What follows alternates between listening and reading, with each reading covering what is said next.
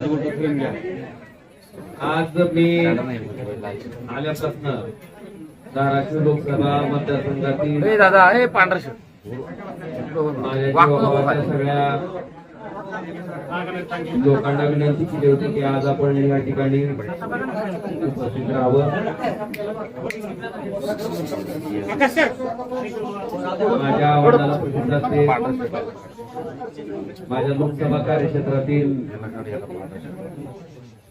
सगळी जीवाभावाची माणसं आज या ठिकाणी उपस्थित होती. जवळपास 4:15 पासून आता 8 वाजत आले. सगळ्यांची चर्चा आम्ही त्या ठिकाणी केली, सगळ्यांचं मत त्या ठिकाणी जाणून घेतलं आणि ही सगळी मतं जाणून घेतल्याच्या नंतर सगळ्या कार्यकर्त्यांच्या सगळ्या जीवाभावा माणसांच्या ज्या सूचना आहेत त्या पद्धतीनं मला थोडी पार्श्वभूमी सांगायची की नुकत्याच झालेल्या स्थानिक स्वराज्य संस्थेच्या निवडणुकीमध्ये सगळे कार्यकर्ते त्या ठिकाणी लढत असताना सुद्धा जर धाराशिव लोकसभा मतदारसंघाचा आपण विचार केला तर एकाही थोडा पिक्चर तर पंचायत समितीमध्ये नगरपालिकेमध्ये त्या ठिकाणी आम्हाला यश मिळू शकलं नाही. अनेक सामान्य कार्यकर्ते, अतिशय चांगल्या पद्धतीने काम करणारे कार्यकर्ते सुद्धा या निवडणुकीत अतिशय वाईट पद्धतीने त्या ठिकाणी पराभूत झाले. मी असेल, आमचे सगळे सहकारी असतील, आम्ही 24 तास मधला 24 तास वेळ सामान्य माणसासाठी, सामान्य लोकांसाठी, त्याच्या समस्येसाठी द्यायचं काम आम्ही प्रामाणिकपणे केलंय.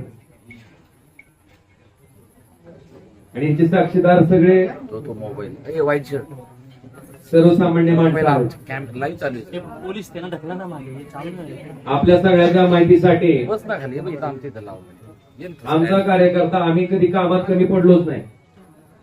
लोकांच्या समस्या सोडवण्यात आम्ही कधी कमी पडलो नाही. पण दुर्दैवानं सत्तेमुळं त्या ठिकाणी आम्हाला या पराभवाला सामोरं जावं लागलं. मला आपल्याला अतिशय प्रामाणिकपणे सांगायचंय की सामान्य माणसाच्या कामासाठी खरं तर इथं आम्ही लोकप्रतिनिधी म्हणून बसलेलो आहे. सामान्य माणसाच्या अक्षरशः ट्रान्सफॉर्मरला सुद्धा त्या ठिकाणी अडचणी येत होत्या. आज सगळ्यांच्या माध्यमातून त्या ठिकाणी निर्णय घेतलाय की शिवसेना पक्षात त्या ठिकाणी आम्ही जाणार आहे. अरे काय राव कुठं आलंय श्री एकनाथ शिंदे साहेबांच्या नेतृत्वाखाली आम्ही त्या ठिकाणी काम करणार आहे. त्याच्या पाठीमागची पार्श्वभूमी अशी आहे की आपण बघितलं असेल ज्या कारणामुळे त्या ठिकाणी मी माझं सार्वजनिक जीवन सुरू केलं,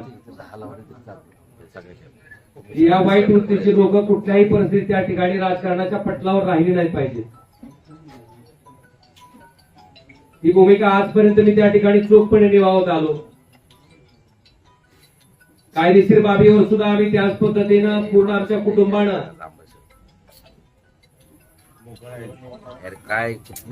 महाराष्ट्र पोलीस जे तपास करत होते, कळंबोली पोलीस स्टेशन जे तपास करत होते ते दबावाखाली करत आहे आणि इथून आम्हाला न्याय मिळू शकत नाही. म्हणून हा तपास सीबीआय कडे वर्ग करावा अशी मागणी, अशी याचिका हायकोर्टात केल्याच्या नंतर या हत्याकांडाचा तपास त्या ठिकाणी सीबीआय कडे वर्ग झाला. 20 वर्ष अविरतपणे न्यायालयीन प्रक्रिया चालली. फार मोठ्या अपेक्षा आमच्या कुटुंबाला त्या निकालात नव्हत्या. मेरिटवर निकाल येईल अशी अपेक्षा होती. पण दुर्दैवानं जो काही निकाल आला ज्याच्यामध्ये सन्माननीय न्यायालय म्हणतंय की राजकीय वैमनस्य होतं तेही मान्य करतंय. कुठल्याही हत्याकांडामध्ये उद्देश, मोटिव्ह फार महत्वाचा असतो तेही न्यायालय मान्य करतंय. पण दुर्दैवानं कळंबोली पोलीस स्टेशनच्या तपासाला त्या ठिकाणी बेस करून मला वाटतं ज्या पद्धतीचा निकाल आला तो अतिशय दुर्दैवी होता. आणि अशा पद्धतीनं या निकालाचं दुःख, कारण ज्या दिवशी राजेसाहेब गेले त्या दिवशीचं जे दुःख होतं तशाच पद्धतीचं दुःख आमच्या पूर्ण कुटुंबाला काल सहन करावं लागलं. मला वाटतं ह्याच्यामध्ये एक माणूस त्या ठिकाणी सक्षमपणे आमच्या पाठीशी उभा होता आणि त्यांनाही ते पटलेलं नव्हतं.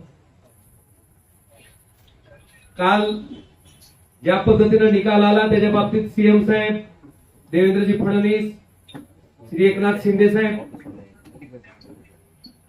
यांच्याशी माझं बोलणं झालं. त्यांनी अमित शहा साहेबांबरोबरही माझं बोलणं करून दिलं.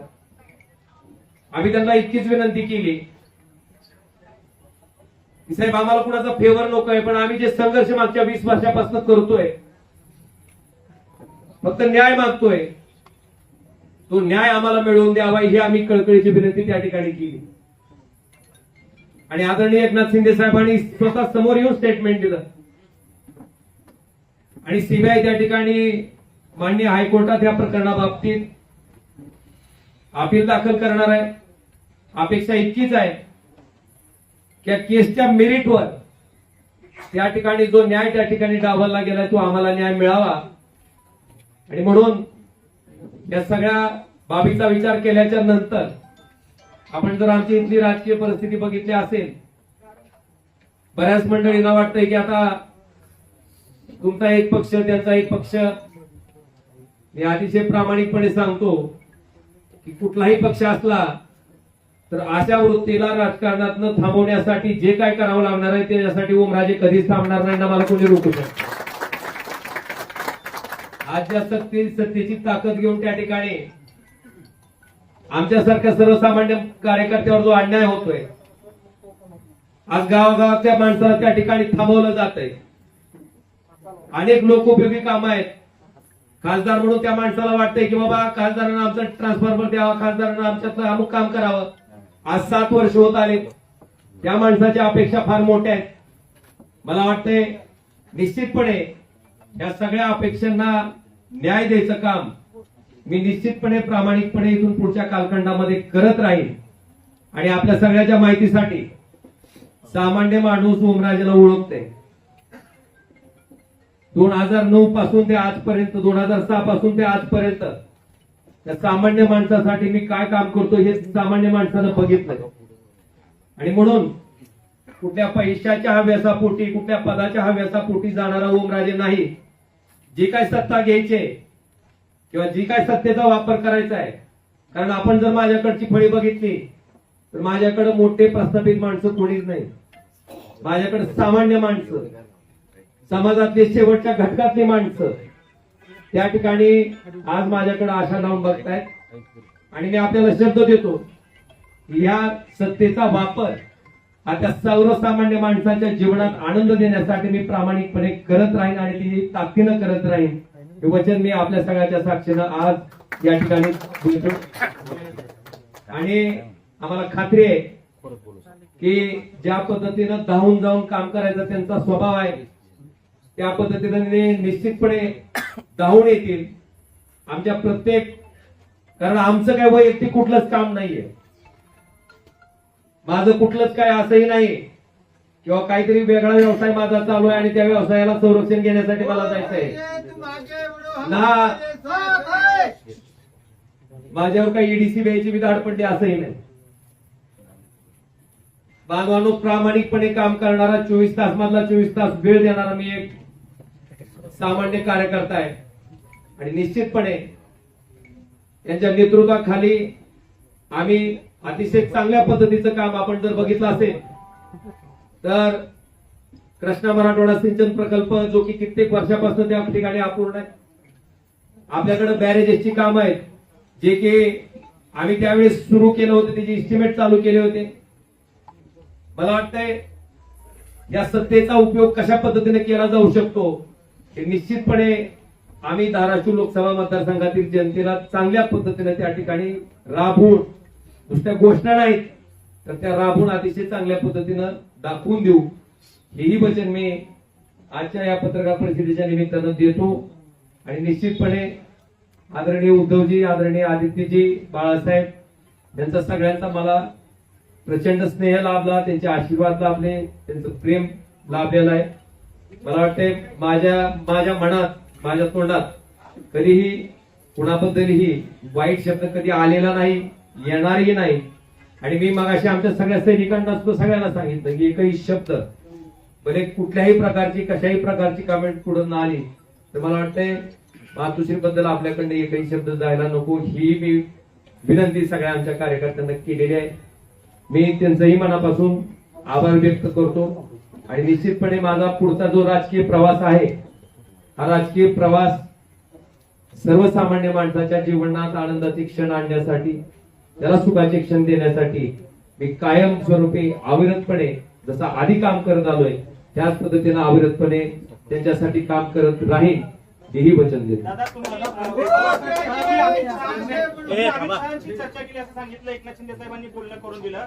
उद्धव ठाकरेंशी आपली काही चर्चा झाली का, त्यांच्याशी काय बोललात का, किंवा आपण भविष्यात कधी त्यांच्याशी अमित भाई शहांशी आपण चर्चा केली फोनवरून, एकनाथ शिंदे साहेबांनी आपल्याला फोनवरून चर्चा करून दिली असं बोलला.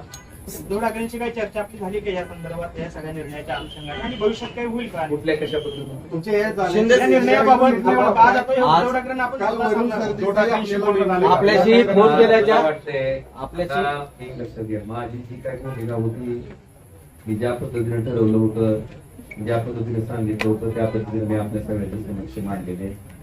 आणि माझी आपल्याला इतकीच विनंती आहे की आम्ही काय बोललेलो असं तर निश्चितपणे तुम्ही त्याची बातमी करा, त्याच्याबद्दल काही दुमत नाही. पण न बोललेल्याही बातम्या त्या ठिकाणी चालवल्या जातात आणि विनाकारण कुणाबद्दलही गैरसमज त्या ठिकाणी निर्माण केले जातात. तर फक्त तेवढ्या गोष्टी घडून आहेत. आज मला जे काय बोलायचे मी बोललोय. आणि मला एवढं सांगायचं, मी बोलण्यापेक्षा मी जो हा निर्णय घेतलाय त्या निर्णयाचं समर्थन माझ्या कामातनं, माझ्या कष्टातनं त्या ठिकाणी लोकांना दाखवून देईन, एवढं मात्र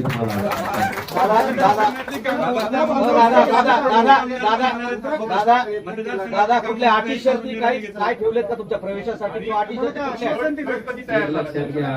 अटी शर्ती टाकून मी काम करण्याचा कार्यकर्ता नाही. आणि आपल्या माहितीसाठी जागेवर थांबत नाही.